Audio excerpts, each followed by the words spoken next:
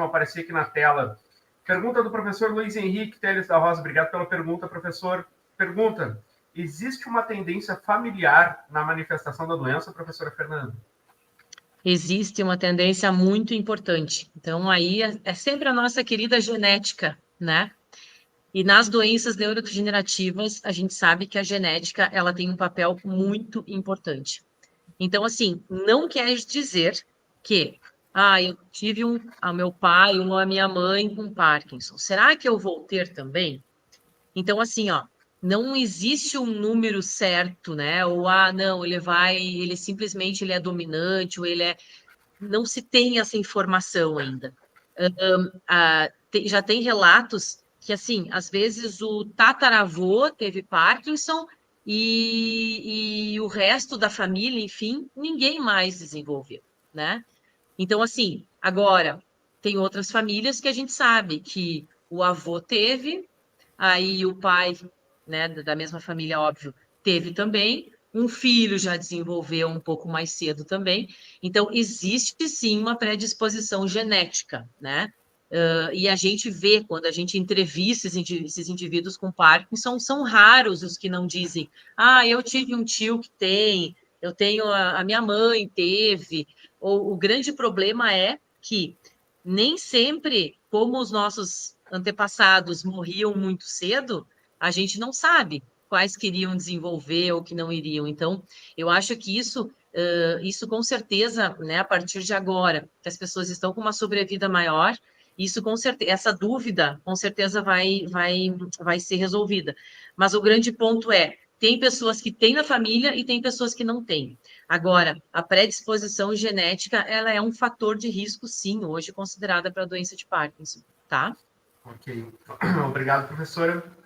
Vamos ver a próxima pergunta aqui, da Fran Pereira. Boa noite, Fran. Obrigado pela pergunta. A pergunta é a seguinte: existe algum fator que explique o aumento de diagnósticos de doença de Parkinson? Está associado ao aumento da expectativa de vida da população em geral? Acho que a senhora já estava falando sobre isso, né, professora? Isso, a gente conversou um pouquinho. Foi como eu disse antes, assim, o grande ponto é, a gente está vivendo mais, né? A gente tem esse aumento da expectativa de vida, a gente está ficando mais velho, né? Antigamente as pessoas com 50, 55 eram velhas, né? Quem chegava nessa idade e logo morriam. A gente tem uma sobrevida muito maior hoje.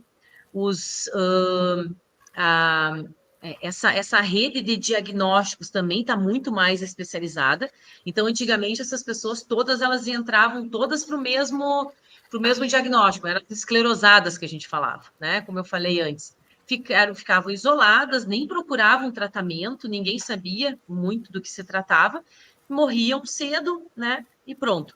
Agora, hoje, essa sobrevida, essa maior tecnologia para diagnosticar também, acho que isso tudo facilita, né? Acho que isso tudo facilita. Agora, o porquê do aumento dessas doenças neurodegenerativas e algo que nos assusta muito, muito, muito. Depois da pandemia, é praticamente um surto que a gente está tendo de doenças neurodegenerativas. Eu não digo só Parkinson, esclerose múltipla, esclerose lateral amiotrófica. Então, assim, o que aconteceu ali, esse isolamento social dos 2 anos, nível de estresse, alimentação, né? Tudo que a gente né, passou aí nesses últimos 2 anos, mas está assustador o número de doenças, de pessoas com doenças neurodegenerativas. E o que mais me assusta é a idade que essas pessoas estão. Então, claro, não é o tema aqui, mas a gente está tendo hoje crianças com 12, 13 anos com esclerose múltipla. Isso é uma coisa que está assustando muito quem trabalha nessa área da neuro.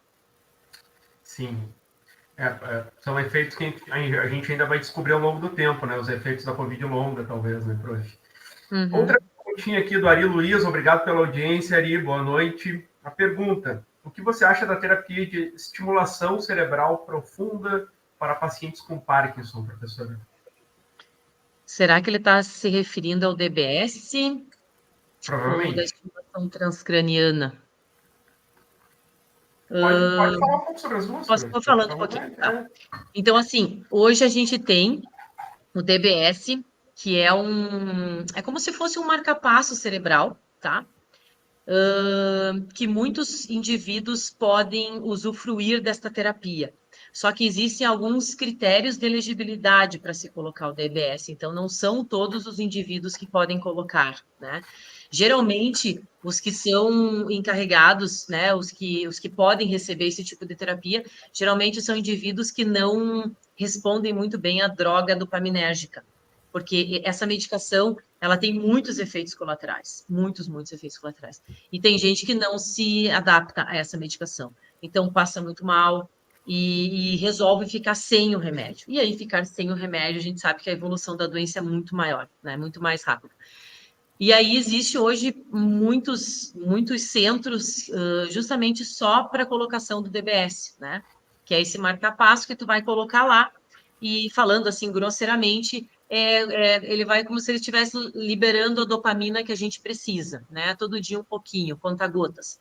E essas pessoas melhoram muito, então dá uma sobrevida muito boa para alguns indivíduos. Mas não são todos que podem receber, então é uma limitação que nós temos, tá? Sim. Em relação à estimulação cerebral profunda, eu vou te ser bem sincero, assim, eu acho que é uma terapia que, na literatura, eu não trabalho com isso, tá? O que eu consigo perceber é que na literatura é muito mais, está muito mais comprovado para acidente vascular cerebral ou para outras patologias. Para a doença de Parkinson, não se tem estudos muito conclusivos em relação à estimulação cerebral profunda, e vou ser bem sincero, assim, não é algo que a gente ouça falar muito ou que tem muitos estudos. Eu acho que é algo que está caminhando justamente pelas particularidades que a estimulação cerebral tem. Então, sinceramente, para a doença de Parkinson, não é uma terapia hoje que é estimulada, tá? Para reabilitação. Ok. Acho que teremos duas perguntas agora, prof, que vão falar sobre doença de Parkinson em pessoas mais jovens, como a senhora havia falado antes, né? A primeira pergunta vem do Alisson, vai aparecer na tela já. Deixa eu antecipar aqui, ó. Desculpa, acho que me passei. Não, tá certo. A doença de Parkinson, quando acomete pessoas mais jovens, ela tende a ser mais branda ou mais agressiva, prof? Ótima pergunta. Depende do subtipo.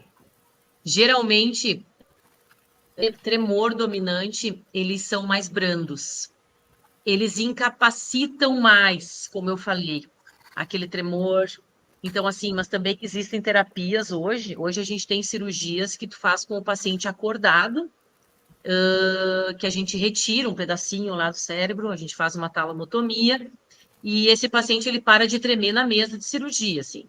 Então, existem algumas terapias. Então, geralmente a do tremor dominante ele é muito mais brando. A rígida cinético com instabilidade postural, instabilidade da marcha, geralmente ele é muito mais agressiva. Então, eu não é, como é que eu vou te dizer assim, ó, e vai depender muito de como que o jovem ele vai interpretar essa informação de estar com doença de Parkinson, que foi um daqueles fatores que eu falei. A gente conhece pacientes com Parkinson com diagnóstico muito cedo e que tem uma vida praticamente normal, porque tem a do tipo tremor dominante, não tem bradicinesia, não tem rigidez. Agora, quando tu vê um paciente jovem com instabilidade postural, com queda, ela tende a ser mais agressiva. Mas se for só para comparar as idades em si, geralmente, tá? Geralmente, na neuro a gente nunca diz sempre. Geralmente, os mais jovens, eles têm uma evolução mais rápida da doença do que os pacientes mais idosos. Tá? Uma pergunta que segue aqui, que foi o professor Luiz Henrique fez, que ele fala sobre o autor Michael J. Fox, que ficou famoso pelos filmes De Volta para o Futuro. Ele teve diagnóstico aos 29 anos, e hoje, com 61 anos, ele segue enfrentando a doença. Então, que mensagem acredita ser importante para o parkinsoniano e sua família no enfrentamento da doença? Foi como eu falei, esse ator, ele, inclusive, ele apareceu no Fantástico há um tempo atrás, acho que há 1 ou 2 meses atrás, e hoje ele é um grande patrocinador, né, de pesquisas com doenças de Parkinson. Inclusive, a gente tem médicos aqui em Porto Alegre que participam desse grupo, né, que no caso ele financia, enfim. E ele é um grande estimulador, né? Por mais que ele tenha uma doença, a doença de Parkinson dele começou com 29 anos, e não sei se vocês chegaram a ver como ele tá ruim. Ele tem muitas quedas, ele tem uma instabilidade muito grande, mas ele é um cara assim que ele está seguindo a vida dele, né? Por mais que seja uma doença agressiva, a doença dele, além de doença de Parkinson, ele tem uns movimentos involuntários bem atípicos para a doença de Parkinson, que geralmente isso é muito interessante falar. A morte neuronal, ela vai acontecendo, ela começa na substância negra, né? E aí, conforme vai morrendo, outras áreas do cérebro vão morrendo com o passar do tempo, porque elas são interligadas, certo?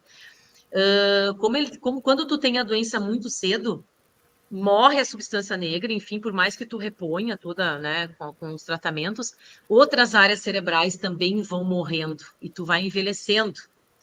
Então, geralmente a doença se torna muito mais grave do que uma pessoa que começa com Parkinson com 75 anos, né? Então, ele tem uns movimentos involuntários bem atípicos para o parkinsonismo, né? Para o paciente parkinsoniano. Mas ele é um cara super para cima, ele aceitou a doença, eu acho que isso é um grande ponto, é aceitar a doença e lutar contra ela. No momento em que você não aceita, que você nega, todo mundo tem que ter o seu período de aceitação, né? Eu acho que não é fácil para ninguém tu receber um diagnóstico assim. Mas eu acho que no momento em que tu aceita ela e tu encara ela de frente e tu tenta combater ela, eu acho que fica muito mais leve para todo mundo. Fica muito mais leve para os familiares que estão ao redor e para o próprio indivíduo que tem. Então, assim, a minha mensagem é: não é o fim a doença de Parkinson, né? Não é o fim. Hoje em dia é uma doença muito estudada, tem muita medicação, tem muitos médicos, tem muitos profissionais da saúde, fisioterapeutas, muita gente especializada nisso, tem muito tratamento disponível gratuitamente, né? As nossas universidades federais, a URGS, a UFSPA, tem muitos grupos de pesquisa trabalhando com indivíduos com Parkinson. Então, acho que fica essa mensagem, assim, a gente tem que enfrentar a doença, tem que ir contra ela, que eu acho que se torna tudo mais leve, né? Por mais que seja difícil.